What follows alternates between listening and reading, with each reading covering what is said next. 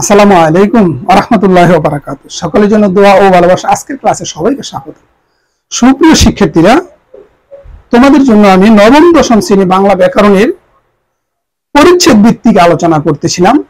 আমি পরিচ্ছেদ আজকে তোমাদের জন্য আলোচনা করব নবম দশম বাংলা ব্যাকরণের 13 পরিচ্ছেদ। 13তম পরিচ্ছেদে সন্ধি সাহায্যে শব্দ গঠন মানে সন্ধি নিয়ে আলোচনা। এখান থেকে আমি 10টি নৈর্ভিত্তিক প্রশ্ন নিয়ে আলোচনা করব। প্রথমত দেখো, পাশাপাশি ধ্বনির মিলনকে কি বলে? উত্তর হবে সন্ধি। পাশাপাশি ধ্বনির মিলনকে কি বলা হয়? উত্তর হবে সন্ধি। পাশাপাশি ধ্বনির মিলনকে কি বলে? উত্তর সন্ধি। এরপরে দেখো 2 নম্বর, অ অথবা আ প্লাস অ অথবা সমান সমান হবে স্বর আ। এই সূত্রে উদাহরণ কোনটি? উত্তর হবে উত্তরাধিকার। উত্তরাধিকার, উত্তর যুগ অধিকার। উত্তরাধিকার। স্বরের সঙ্গে স্বরের যে সন্ধি হয় তাকে কি বলা হয়? উত্তর হবে স্বরসন্ধি।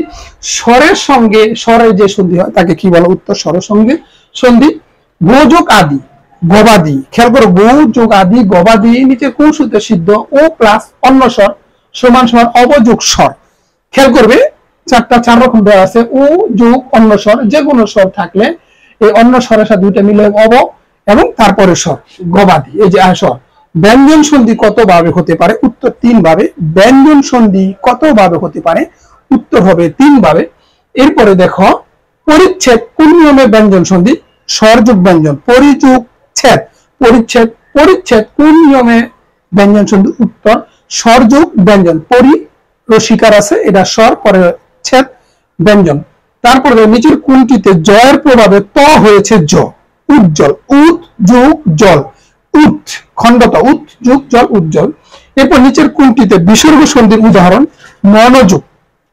খেয়াল করে, মনোযোগ বিসর্গ মন, বিসর্গ যোগ প্লাস যোগ মনোযোগ, এখানে বিসর্গ উঠে গিয়ে উকার হবে।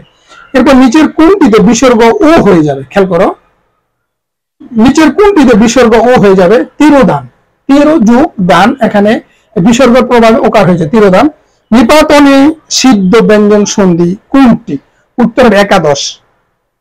নিপাতনে সিদ্ধ ব্যঞ্জন সন্ধি কোনটি? একাদশ। শিক্ষার্থীরা, সন্ধি বিচ্ছেদ থেকে আরো একটি ক্লাস হবে তোমাদের জন্য। তোমাদের সুস্বাস্থ্য এবং শিক্ষা জীবন উত্তরোত্তর সমৃদ্ধি কামনা করে আজকের মতো এখানে বিদায় নিচ্ছি। আসসালামু আলাইকুম ওয়া রাহমাতুল্লাহি ওয়া বারাকাতুহু।